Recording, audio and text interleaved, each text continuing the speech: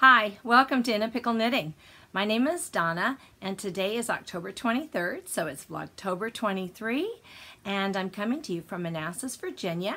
If you are a returning viewer, thank you for coming back another day, and if you're new, this is a short vlog about a children's literature book for the season and a craft. So today our book is The Little Old Lady Who Was Not Afraid of Anything by Linda Williams, and this is one of those stories that is like, I Know an Old Lady Who Swallowed a Fly, where things keep building up but they go back and repeat the beginning part. So she's not afraid of anything, and she's gone out into the woods to collect things, and she waited too late to come back, and the very first thing she runs into are a pair of these boots. And she says, suddenly she stopped right in the middle of the path where two big shoes, and the shoes went clomp, clomp. "Get out of my way, you two big shoes. I'm not afraid of you," said the little old lady. On she walked down the path, but behind her she could hear two shoes go clomp, clomp. And that's the first thing she runs into. And she runs into a number of other things. And the last thing she runs into, because she is actually starting to get scared, but she just runs faster and walks faster and faster. And the last thing that she runs into is Mr. Jack-o'-lantern, and he says boo boo. So they every time repeat all of the things she's run into, and it's a pair of boots, a pair of pants, a shirt, hat, gloves, and then the pumpkin. So she gets back in her house and she's relieved to be home, and at the door comes knock, knock, knock, and they're all outside of her door, and she tells them, I'm not afraid of you," and she acts, you know, very confident of that. And so they wonder, well, what will they do? And she has a great idea for them, which I'm not going to spoil for you, but it was very clever ending to the story. So this is The Little Old Lady Who Was Not Afraid of Anything. Today our craft is a pumpkin pincushion. And I was challenged to make this from one of our viewers, to make it, just not as a challenge, like I couldn't do it, but just, hey, can you make a pincushion? And I found one made by, I found one on Pinterest that was from Fiskars, the people who make scissors and cutting mats and sharp things to cut things. They had made one. Now theirs, they stuffed with fiberfill, I believe. But I felt like that was kind of squishy, and when you want to put your pins in, you want something that sits there and doesn't move, and I just thought that would be so light in weight. And so I read around, and some people fill them with rice and then fiberfill, so that would give it the weight in the bottom that you need. But I just wondered about those tomato ones that you buy, what's inside of them. And so I bought a great big one, and I decided to use what they had inside, which was very fine sawdust and packed in very well. So this is the pumpkin, and I made a little curling vine and put on a little fabric leaf and stuck a few pins in it. But the way, and this part right here doesn't look very pretty, but I'm going to cut a piece of orange felt in a circle and hot glue it there just to hide where I tied knots from the thread that you run through to make the sections on this. What it is two 4-patch squares, and I made mine 3" each.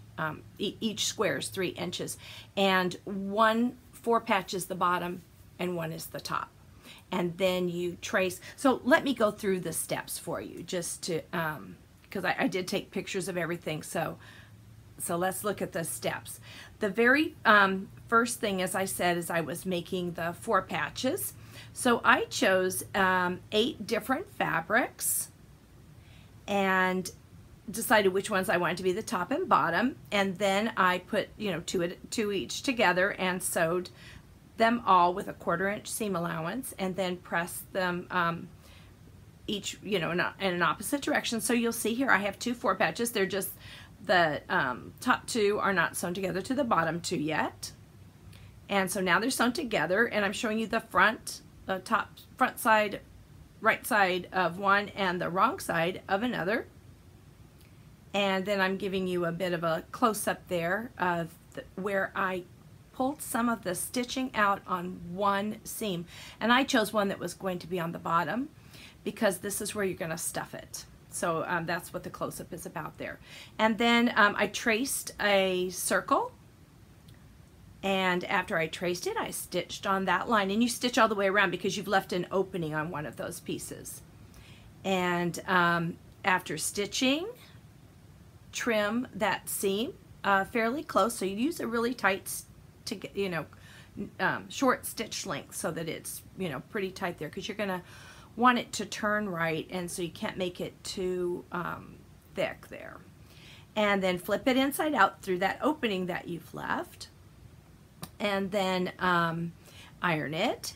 And this picture is, there should be a picture showing my little stork scissors with the beak poking inside. That's where my opening is. And I actually ended up enlarging the opening just a tiny bit more towards the center in order to really fill it. It was a little more challenging than I had thought. So here's my tomato pincushion that I purchased at Joann's, and I cut it open and found that their sawdust was inside a plastic bag. And I was wondering about that because I thought, well, you don't want it to come through, because sawdust could kind of work through. So the plastic bag was a good idea. So I went and got a sandwich Ziploc bag and shoved it down into my circle and used a spoon to continue to pack and pack and pack that in until I couldn't pack anymore. And I still had plastic that I could twist and shove that towards the center. Now, there will be holes in my plastic bag because I had to stitch my sections, but there was no avoiding that. So here you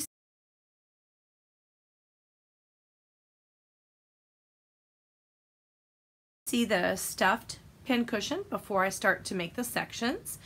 And excuse me, I used hand quilting thread, and I did I pulled out a really long piece and doubled it and then threaded it through the needle doubled. So each time I was pulling through, I'm pulling 4 strands of the hand quilting thread, which is thick and rather sturdy. A knot at the end, and then starting at the bottom, you poke through and go to the top and come back around. And each time you've got to pull pretty hard, but also I was first using my fingers to compress it in so that it already would be pulled in because the sawdust is tight. And then my thread was coming through the top. I did have to rethread 3 times because I could not have made a long enough loop to do all 8 sections. But I stitched on my little ribbon, and then I freehanded a leaf on the back side of some green fabric and sewed around it. And it has that stem, but I couldn't get it turned in there, so I had to cut it straight across, no stem, which was okay. And flipped it inside out, and then just stitched those things, the leaf onto it, and ran my thread back through the bottom and tied a really good knot. Now to make the curly Q grosgrain ribbon, I did that in advance. Not that you have to, I just happened to have done it on a different day. And what I used was grosgrain ribbon, and you can use a wooden knitting needle if it's the right diameter for you. You can use, I had some skewers, wooden dowels that were rather narrow. You can use a metal knitting needle. I don't have any more. I used to have some, and I have done it like that before. I used to make hair bows, and I would curl ribbon this way. But wrap it around, and I used a wooden clothespin to hold it at either end, got it damp, and baked it in the oven at 200 degrees for about 30 minutes. I might have pulled them out at 25 minutes, but then just let it cool and peel it off, and you have some curled ribbon that makes a nice little pumpkin vine for you there. So put it all together, and I have a pincushion. I will also mention that the same person challenged me to decorate the pin heads, and I did not do that because first, I have no idea how I would do that, and I wasn't sure of what you use them for other than decorative. So, and of course this is decorative, but it's also, you know, pin cushions are useful, though to tell the truth, I use magnetic ones. I find them easier. The only thing I have on a real pin cushion are my needles. I keep a lot of hand sewing needles on one, but now I can keep some pins on one, and it's awfully cute. I do like it an awful lot. So that's our craft for today. Thanks for tuning in, and I hope you stop by again tomorrow. Bye-bye.